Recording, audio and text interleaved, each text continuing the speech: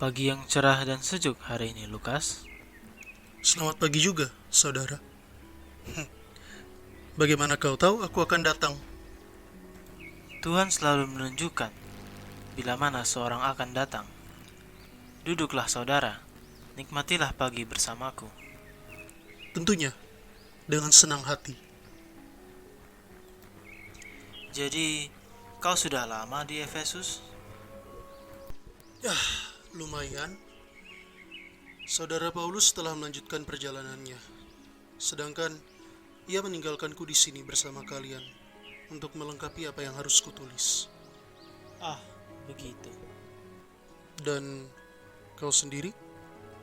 Bagaimana dengan ayah dan ibumu? Sejak guru naik ke surga, beberapa waktu sesudahnya, aku telah tinggal di sini. Kau tahu, Lukas, ibu sudah seperti ibuku sendiri. Ia yang menghiburku ketika ibuku sendiri meninggal. Kami tahu bahwa dalam Kristus Yesus, semua orang yang percaya kepadanya akan bertemu kembali dalam kebahagiaan kekal di surga. Tetapi, tetap saja kematian menjadi suatu kesedihan bagi manusia, bukan? Benar. Namun kita punya sisi bahagia bahwa ada pengharapan suatu saat nanti akan bertemu kembali. Dan bahwa ada kebahagiaan yang lebih tinggi dibandingkan makan, minum, menyanyi, dan berburu sepanjang masa di kehidupan yang sesudahnya. Itulah dia kebahagiaan yang sejati. Ketika manusia hanya bisa merasakan kesenangan dari apa yang dirasakannya oleh indranya saja, iman menuntunnya kepada Tuhan yang mengangkatnya menuju ke kebahagiaan sejati.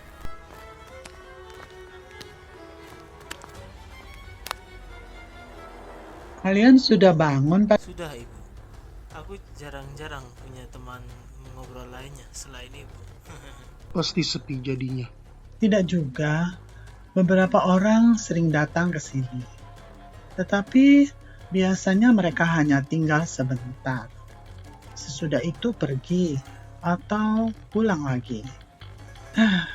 Tidak banyak yang sanggup mendaki gunung tiap harinya. Oh, apalagi maksudku Bukit Golgota.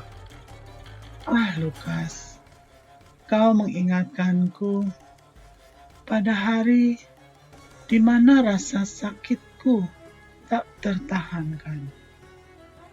Bagaimana bisa seorang ibu melihat anaknya menderita? Demikian hebatnya. Dan tak ada yang bisa kulakukan untuk menolongnya. Oh, maaf, aku tidak bermaksud ibu. Tidak apa. Semua sudah terjadi sebagaimana seharusnya. Semua sudah terjadi sesuai dengan kehendak Allah. Semuanya sudah terjadi dan selesai. Lalu, dan sejak saat itu, kau tinggal bersama dengan saudara Yohanes kah? Aku masih ingat kata-katanya saat itu. Ia melihat kepadaku ke bawah. Di situ, aku berdiri di kaki salibnya. Dengan lirih, Yesusku berkata, "Ibu, inilah anakmu." Anakmu, inilah ibumu. Semuanya itu sudah kehendak Tuhan Allah. Terjadilah padaku menurut perkataanmu. Jadilah kehendakmu di atas bumi seperti di dalam surga. Sebuah pedang telah menusuk jiwaku, supaya batin dan pikiran banyak orang dibukakan dan diterangi ketika mereka bersedia untuk membiarkannya menerangi mereka. Aku mengerti perasaanmu waktu itu, Ibu. Pastinya kau merasa sedih. Kesedihanku sudah berlangsung sejak lama sebelumnya.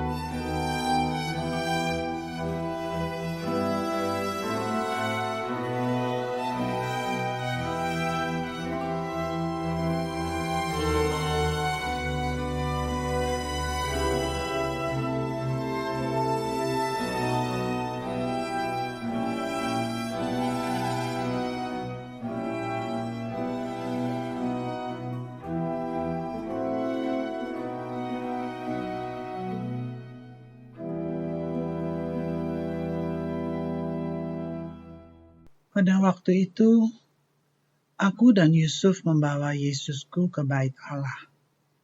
Di situ, kami melakukan apa yang harus dilakukan menurut perintah hukum. Yesus anakku, kami persembahkan pada Tuhan Allah. Dan ketika semua itu telah usai, datanglah kepada kami 2 orang. Mereka memperkenalkan diri mereka sebagai Simeon dan Hana. Dan mereka sangat bersukacita melihat kami. Simeon pun memberkati kami, lalu menggendong Yesusku dalam tangannya.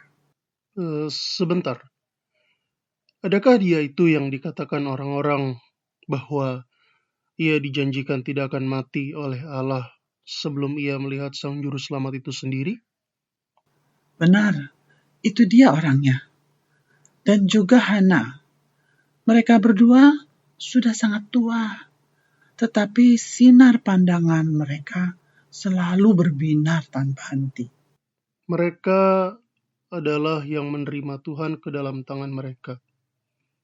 Mereka yang terbuka di antara Israel yang tertutup. Tatkala Tuhan sendiri hadir dalam rupa insan, bersukacita seluruh alam raya dalam kegembiraan. Dan ia yang sudah dijanjikan untuk melihatnya, bergembira dan beristirahat karena dia. Namun sebelumnya, ia mengatakan hal demikian. Maksudmu, Simeon? Sekarang Tuhan, biarkanlah hamba-Mu ini pergi dalam damai sejahtera, sesuai dengan firman-Mu.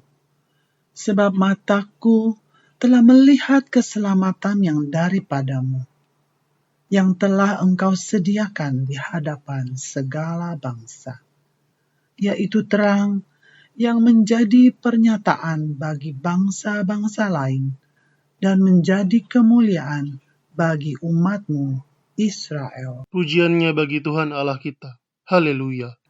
Sesungguhnya anak ini ditentukan untuk menjatuhkan atau membangkitkan banyak orang di Israel dan untuk menjadi suatu tanda yang menimbulkan perbantahan.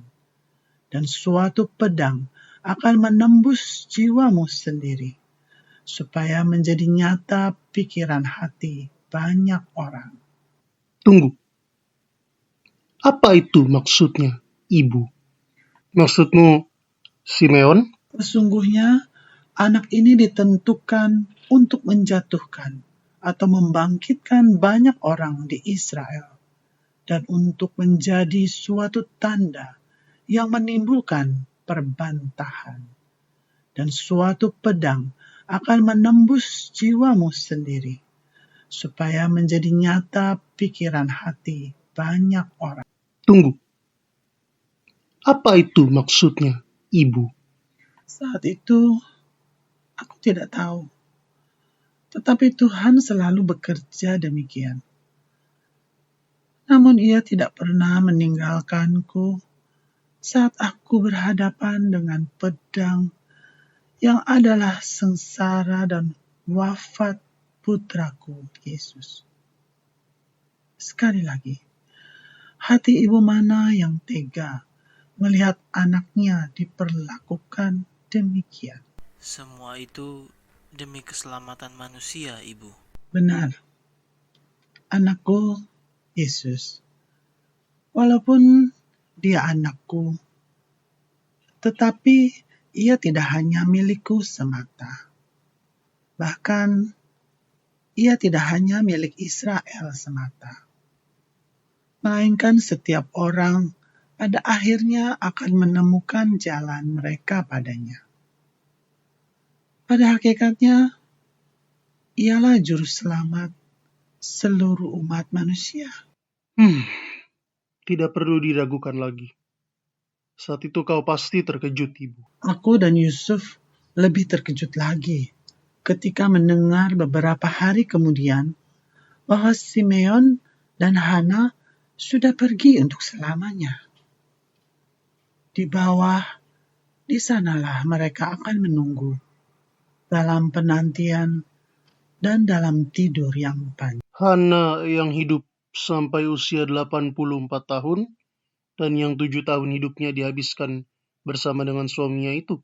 Benarkah dia itu? Tepat. Ketika Yesus anakku berusia 12 tahun, saat itu pertama kalinya ia pergi ke Yerusalem untuk merayakan Paskah seperti kebiasaan kami.